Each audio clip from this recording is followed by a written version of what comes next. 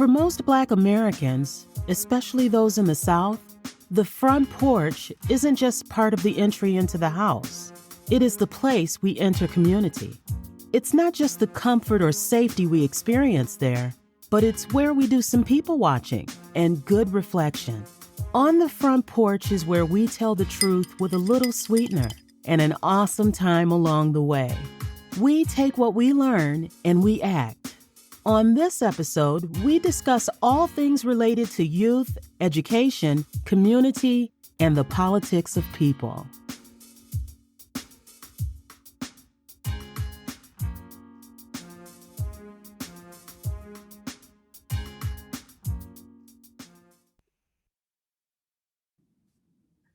Hello and welcome all to another episode of On the Front Porch with KaCey.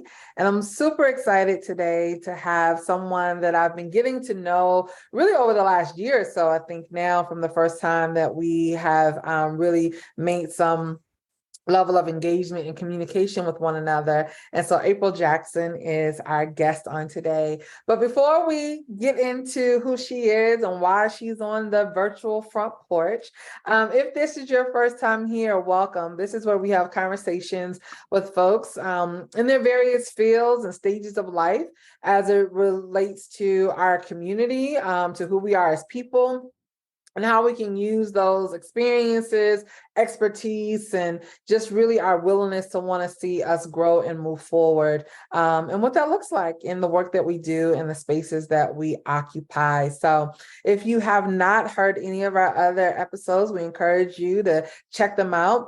You can find us on your favorite podcast platform. You can also find us on YouTube, and all of the links will be down in the description so that you can find it with ease. So with that, let us get into the meat of why we are here. So April, I want you to just take a couple of moments and share with folks who you are and a little bit of the work that you do.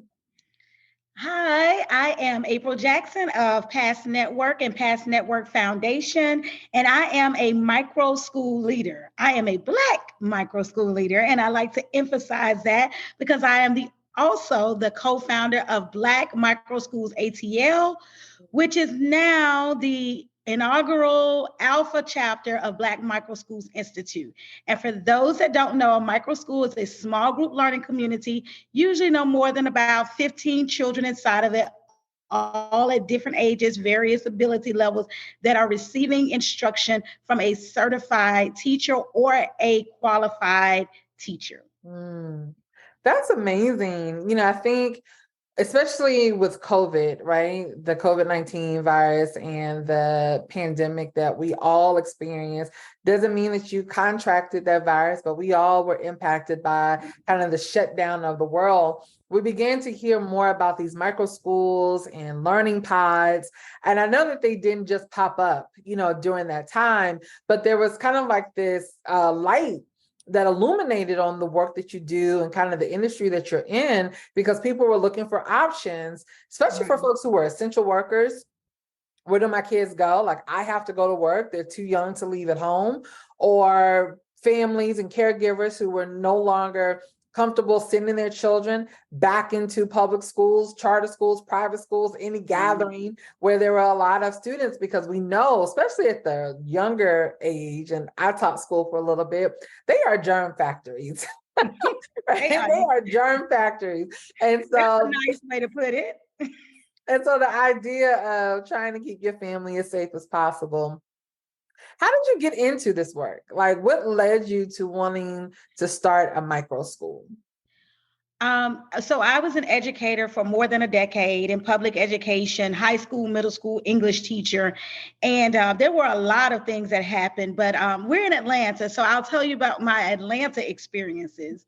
So I'm a teacher. I don't know, do we say the high school or not? But I'm a teacher in Atlanta Public Schools.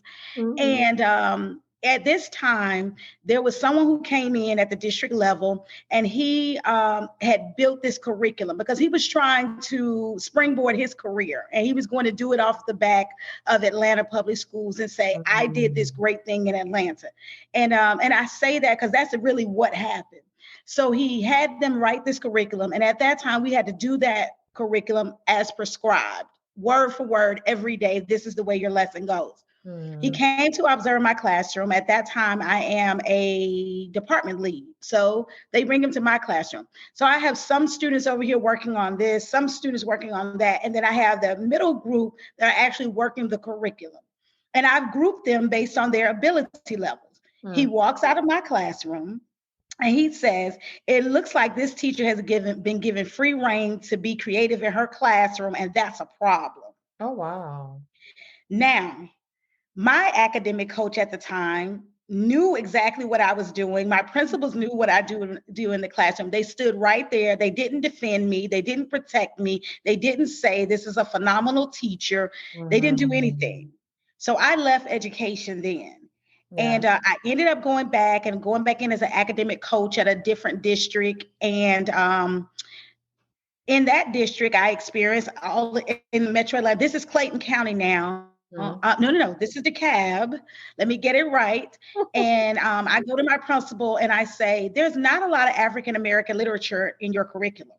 Can I add some? And he says to me, well, our teachers are struggling with doing the curriculum as is, so I don't want to add anything to it. Mind you, this school was about 99% African-American. Yeah. The staff was like 100% African-American. What are we talking about? So exhausted with trying to make it work in a space where they just weren't having it. I had to start my own. No, I totally understand. Like I said, having taught school for a couple of years, and then watched my mom teach for about 35 years back at home in Virginia. And while Virginia Beach is not, historically or predominantly Black, she was at one of the more predominantly Black schools, right? So that, one of the little known facts about Virginia Beach, I don't know if it's little known, is that whereas in Atlanta public schools, the overwhelming majority are Title I schools. Right. In Virginia, at that time when my mom was teaching at Virginia Beach, I think there were only 5 schools out of over 40 that were Title I. And so she had a predominantly Black, student class enrollment. And, I always ask my mom, like, you taught for 35 years. Why didn't you ever become a principal or, move up the chain? And she would always say, because I wouldn't have had a job, because she did things a little unorthodox. And I'm sharing this story because I want to segue into a question I have for you, is she would really let her students learn how they needed to, especially, the boys. And so whether that was sitting on the table, standing on their hair, rolling on the floor, sitting on the carpet, whatever it is that needed to happen, she did, and she allowed it as long as they were respectful, that they weren't being a distraction in terms of noise level to other students and all of that. And it went against, right, the guidelines and the expectations and all of the rules meant to keep good classroom management. But yet she was a teacher that everybody sent their children that they could not manage to her. And so I wonder, in your experiences as a teacher, both traditionally, right, in a traditional school setting, and in the micro schools that you, facilitate and have helped to launch, do you see that there needs to be more focus paid to how our children, in particular, Black children, are educated, or is it just a discipline issue? Is it just the discipline issue is because of the academic issue, right? Like, these children don't come to us just bad, Right. When you are disengaged, imagine you in a room, you've been in a meeting, the presenter is not doing anything that is engaging the adults. Eventually adults start to get off task, and then you start to hear a little chatter. And we're adults doing that. So imagine that for children.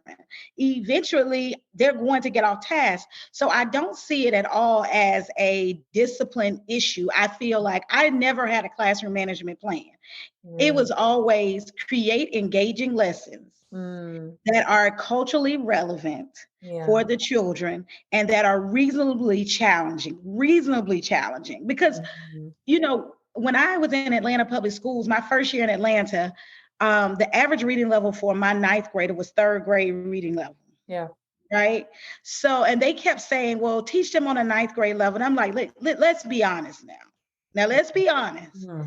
Now, I can add, and I believe acceleration within reason. Sure. If they're on a third grade level, I would go fifth. I may even go sixth, but expecting them to reach ninth grade expectations are just unreasonable. Yeah. And they'd rather do that than start to address the issues that were there. Why is this child stunted at a third grade reading level? Well, they're stunted because from third to fourth grade, you go from learning to read to reading to learn. And that gap right there is where we're missing them at. So let's make sure that we close all of those gaps right there. But then that will require that you get your English teachers or trained in reading, the foundations of reading, which secondary educators cannot do. Get them trained in the science of reading. Also, getting some actual reading teachers. Like in that building, there were no reading teachers. Wow. Absolutely none. But the average reading level for ninth grade was third grade, but there were no reading teachers in the building. There was a platform that they put the kids on and expected them to grow reading that way. I'm like, come on, our boys can't.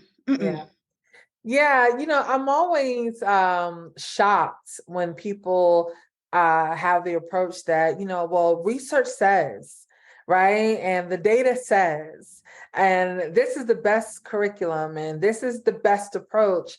And I'm like, that may be true in a very controlled environment, right? But when you have young people who are literally bearing the weight of the world at 14, 11, 17, 9 years old, some of that data and some of that research is going to go out the window because you didn't account for the fact that an 11-year-old was basically the house manager for his family. Right. That 11-year-old. Yeah. I'm sorry. That an 11-year-old watched his cousin get killed. Yeah. That an 11-year-old was raped. That an 11-year-old goes home to an empty house every day, that the water is off, that, they don't account for all of those things, you know? And I think it is something to say, which is why I get on this platform and I get on this, get my bullhorn, because then we have situations in schools, a part of Atlanta Public Schools, right, where you have a concentration of those traumatic events happening in one school. Why? Because most children live in the same neighborhoods, right? When they go to the schools, and some of those neighborhoods are neighborhoods that are at or below the poverty level, which means they're experiencing a lot of the same things. So in the communities that I serve, if a young person has been gunned down on the block, right, that doesn't just affect that child's family or that child's immediate circle of friends. That usually has a ripple effect of 60 to 75 folks minimum, right? Because of how they build community on the block. I remember there was a young man who was killed in February. And I, at the time, was living on Lowry Boulevard, like right there on the street. And I saw the procession of the hearse. They also had a horse-drawn carriage. And I'm like, what is this? And then I immediately thought, oh, that's that young man, right? He went to Washington High School. And I saw child after child, teen after teen, youth after youth. I know it was 100 of them in the streets, right? Because they called him friend. They knew who he was. And some of them saw me and, hey, Miss KaCey, and this and that. And immediately I thought, while that family is struggling, there's a ripple effect of 100 young people who now have another person that they add to their little check mark and to their little box of the number of friends that they've lost to gun violence. And then you want them to go right back into schools. Right. And for some of them, they may bounce back a little differently. Others may still be feeling the effects of grief, even to this day in July, for something that happened in February. And so I think we have to be mindful of that when we are teaching our children, especially in certain communities that are at or below the poverty line, that have limited resources in terms of the human services that we all need to live and to thrive on. That the best laid out pedagogical curriculum and data-driven pieces is not always going to work, because it does not ever account for the trauma that our young people live in every single day. Exactly. Those same young men, they never get therapy. Young women too. You know, we have you're a boy mom like me. We're the surrogate boy moms of the community. I'm actually even thinking of turning my pods into my micro schools into all boys schools, because I'm a boy teacher is what I'm told. But our girls too, we don't talk about the trauma that they experienced. That was somebody's boyfriend. That was somebody's child's father. And even though he was young, he could have very well been a father already. So there's another child that is going to grow up without a biological father in their life.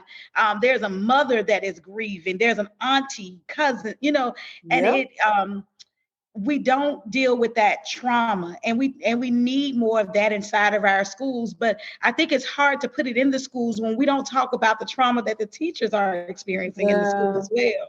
Very true. Right, because we are burying our students.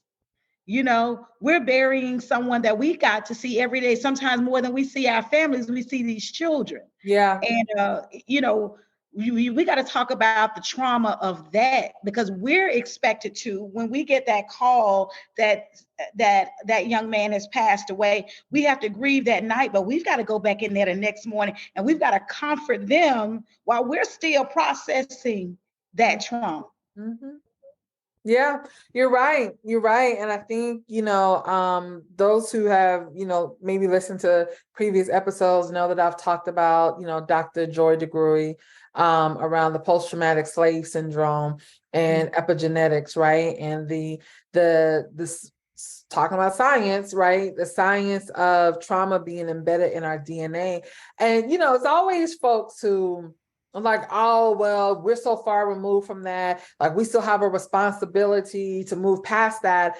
And I'm like, yes and no, right? Because what I don't think people realize around the genetic mutations is that it's not that we're constantly thinking about the trauma of what our ancestors endured in fields and being raped in the big house and families being separated and husbands being lynched and quartered and all of that. It is literally the stress of our bodies and our experience as a people shifted our genetic makeup, which makes it easier for us to respond negatively to stress. We don't handle it well, right? Most of us have undiagnosed illnesses, right? Not just mental, but physical illnesses in our body, from the way that we handle life.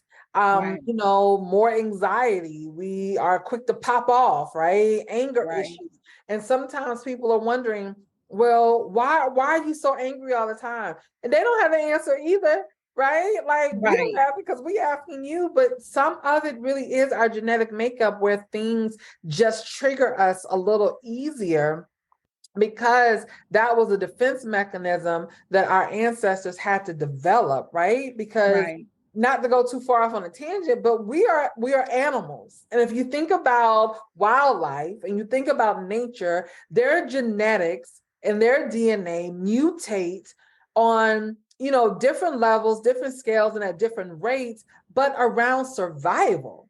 And so we too are animals, right? We're mammals. We have a higher elevation of thinking, but we're still animals. And so if they are mutating to ensure their survival, that means our DNA and our genes have to mutate to ensure our survival as well. And so I don't think that we can blow past that.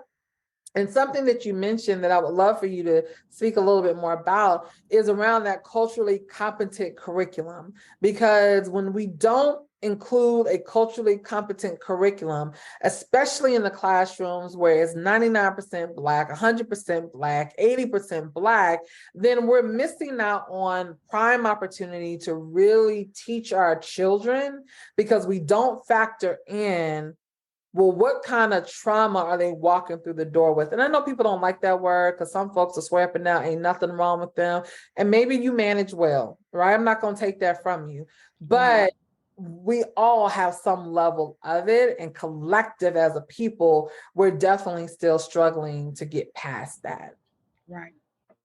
The culturally, so when I started my school, that culturally relevant piece was absolutely necessary for me because that is my passion. But I also knew that when they saw themselves inside of what they were reading, when they saw themselves inside of the science that they were doing, when they saw themselves in the history, when I teach social studies, I teach it from the African American perspective. What were the contributions of African Americans in each period in American history? You know, so we don't talk about the American Revolution without talking about those soldiers. You know, every event in American history, African Americans have had a role in that. The building of this country is on our backs. And so I teach them to celebrate those moments in history and also be cognizant of the things that are not positive about those points in history.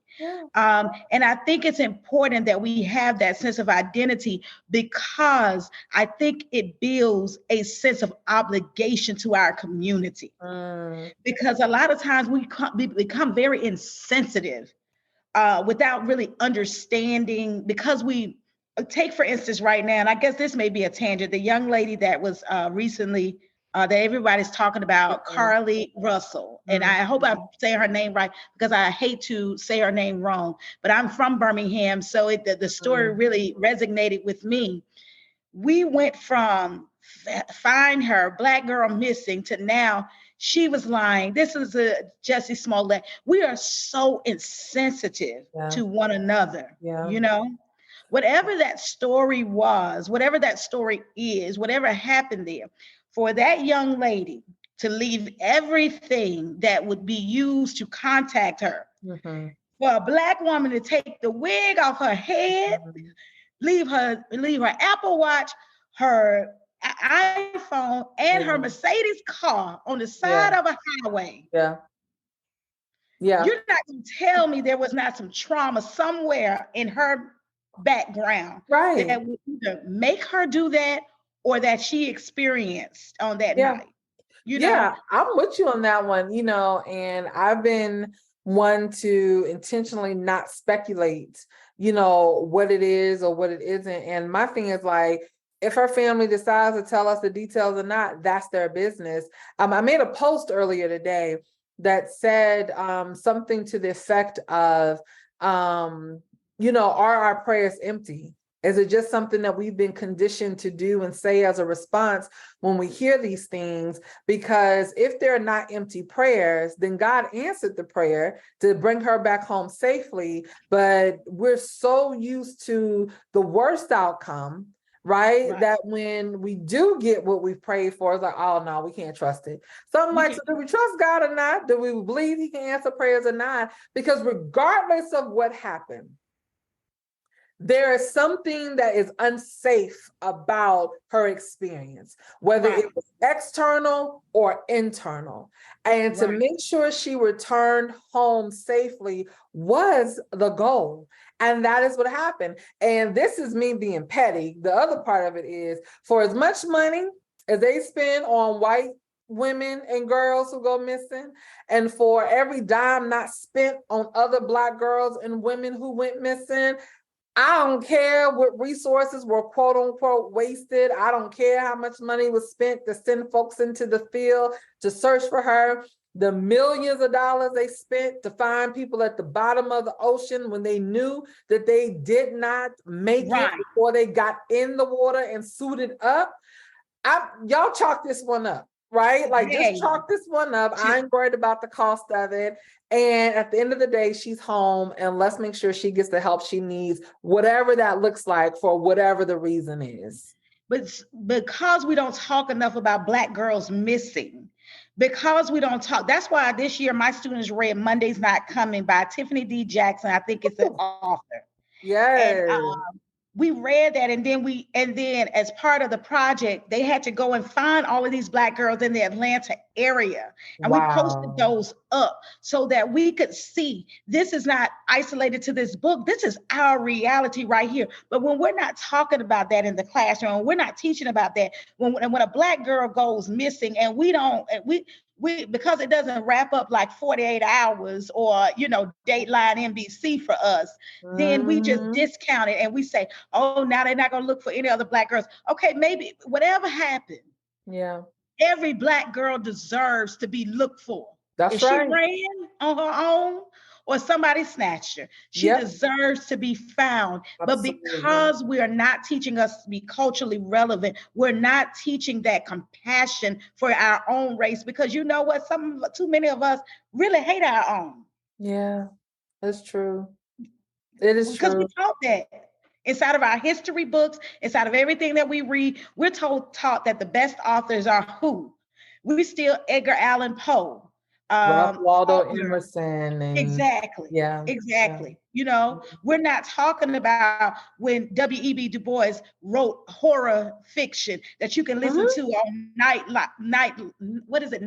It's a Black horror podcast, and you can read W.E.B. Du Bois. We don't talk about that in school, right? We don't talk about Georgia Douglas Johnson and her contribution to the Harlem Renaissance. We talk about Zora Neale Hurston, but we don't talk about Georgia Douglas Johnson. So that's what I try to bring to them, so that they see themselves and see that we have contributed positively. We were not just enslaved, and my students cannot say the word we were slaves. We were enslaved. Our condition was not who we were. That's right. And so that's right. I'm not my poverty. I'm not my, I'm not those things. I'm not my rape. I'm not my abortion. I'm not any of those things. Those are not me. And so if we start at the root of, I am not a slave. I was enslaved, that happened to me. That's not me. Right. No, I love that. Even when you were talking about every Black girl deserves to be, looked for, it reminds me of something that I say often, that every child deserves somebody who's going to act a fool over them, right? Like, if you think about people who have like naturally birthed children into this world, don't you dare say something to my child. Put your hands on my child if you want to, right? For as professional as that mama may be, and as educated as she is, and polished and put together, and not a hair out of place, and makeup is flawless, touch her child and see what kind of reaction you get. Every child deserves that. And whether that comes from the woman who birthed them into this earth, or for someone who steps in as a surrogate like myself, or an advocate like, both of us, whatever that looks like, they deserve someone, especially our boys. And the reason I go so hard for boys is because if we think about it, most of the activities, programming, just those additional pieces that you get outside the home that really speak to building someone up in their character, a good 6 to 7 times out of 10, they're geared towards girls. If it's boys, it's about putting a ball in their hand, whether it's baseball, basketball, football, soccer now, whatever it is, it's sports related or it's music related, right? There are very few programs that really build the character of young men separate and apart from music and sports. And that's not to say that those things aren't important, because I funnel a lot of our boys into those things because they build discipline and work ethic and camaraderie and team building. And all of that is necessary for navigating this world. But some of them need somebody that's going to say, you acted a whole fool today. You made unwise choices. I still love you. Right. Don't like what you did, but I still love you. You know you should have chosen differently, but I still love you, right? Versus beating them over their heads because they got to grow up to be a man. Yes, they do, right? And I am one who believes in masculinity and femininity, and I believe we all have different roles, right? Only because if we were all meant to be the same, we would all be the same, and we are not. And so one of the things that I learned years ago, and people can say what they shall about this man, but the late Bishop Eddie L. Long, one of the things that he said to me that I take away is that we are equal in essence and different in function, meaning that I am not below or beneath you, right? Respect me as I respect you, but I don't want to show up in the same way as you as a man. I don't want that, right? And I don't want you coming to me the same way you would come to a man. And so part of that for me is teaching these young men that the rest of the world is going to beat them up and the rest of the world is going to force them into their version of manhood. There has to be a balance for them. And so for a lot of times people think I coddle the boys too much and too soft with them. I'm like, everybody deserves to have somebody be soft with them. Because if not, you're going to send them out into this world full of a lot more adrenaline and toxic masculinity, ready to beat the world down out of anger because they've never been shown softness or concern or compassion in a loving manner that still redirects behavior that is not productive for them. And that may just not be your role and function in their life to be that drill sergeant on them. You know, I remember my stepson, he was probably about 2 or 3. And every time he would go to grandma's house, he would come back and we got to reprogram him. We got to reprogram because grandma just spoiled, right? Yeah. And I was getting so frustrated. And something just came to my spirit that I grew up without my grandmothers. My grandmothers passed away when I was very young, and my mother passed away when I was very young. So I had never been nurtured. I was raised by my father. So I had never been nurtured. But I looked at him with his grandmother and I said, everyone deserves a grandmom. You know, every boy deserves a grandmom. Every boy deserves, every child deserves somebody that's going to spoil them like that. That's going to, I have my nephew and he is, let me tell you something. I don't mean to call children bad, but he might be it. He might be it. But whenever I speak with him, I tell him, you're so sweet. And you could never do anything that could make me love you any less. And he's mean to me. You know, he kind of, when I get down to it, he's probably really kind of mean to me. But because we don't have that grandmother, we don't, you know, I said, you know, I want to be that loving person to him that doesn't see anything wrong that he does. Do I correct him? Yeah. But my role is to be auntie.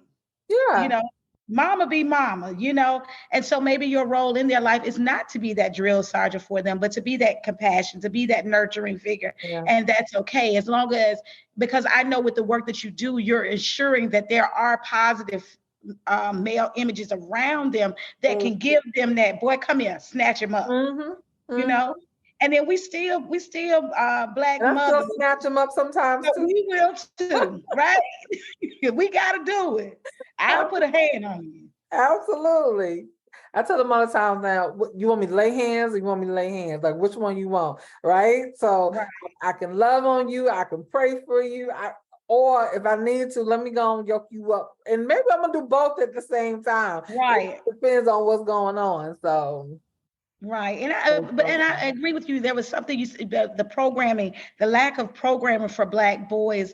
And I don't know why that is, that it seems like even parents will invest more in programming for their daughters than they will for their sons. And I don't know what that complex is. I really, as we're talking about it right now, it's making me think about how much parents invest in gymnastics.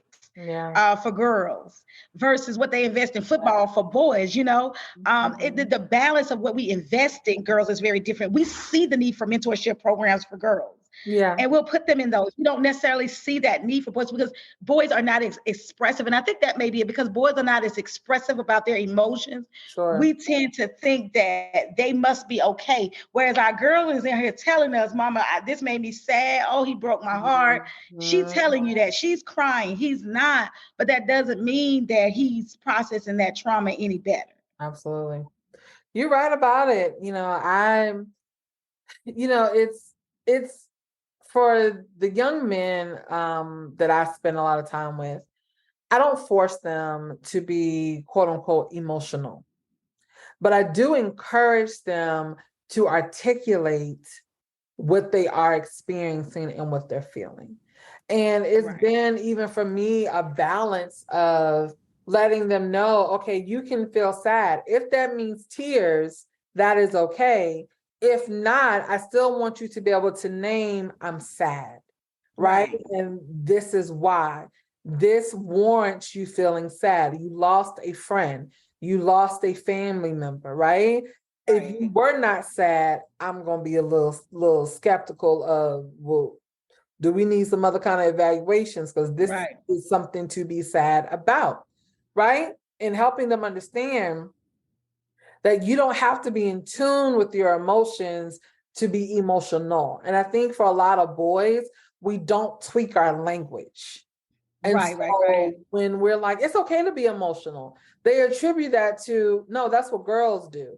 Okay, yes, because we are a little bit more dramatic at times, right? With the crying and the screaming. Because we're allowed to be. And we're allowed to be. We are encouraged to be. We are coddled to be. We are hyped up to be in some sense, right? And so when I realized, oh, let me change the language, right? Not that it's okay to be emotional, but it's okay to feel what you're feeling. Like, this is a situation you should be sad about.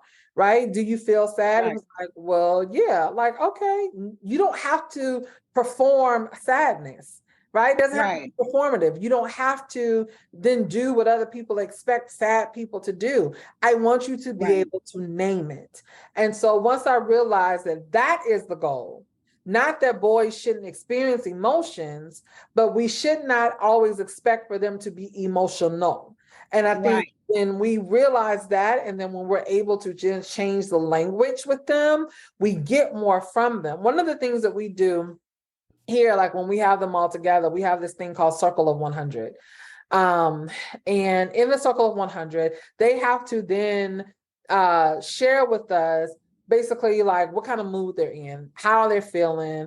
We have an emotions wheel, a feelings wheel, because we're trying to get them out of just saying good, I'm straight, I'm all right, everything okay. Well, are you excited, right? Are you feeling anxious? Are you feeling confused? Are you feeling maybe a little even killed? Like, giving them other language to use. And we also ask them to, describe for us on a scale of 1 to 10, how well did you manage your emotions for that day? How well did you not pop off? How well did you decide this isn't something to be this angry about? And so we're building these skills in them to be able to articulate what they're feeling, to be able to name the thing, versus them feeling like, well, if I'm sad, that means I must, because I'm not crying, I'm not sad. That's not what that means, right? Or because I have one who's really quiet and he goes internal, but I know when he is furious, right? And so other folks is like, well, he can't be that man, he's not saying anything. I was like, oh no, but this is when he is the most angry because he has not said anything.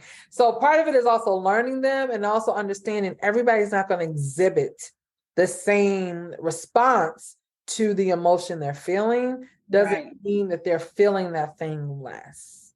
Right. I think it's so important.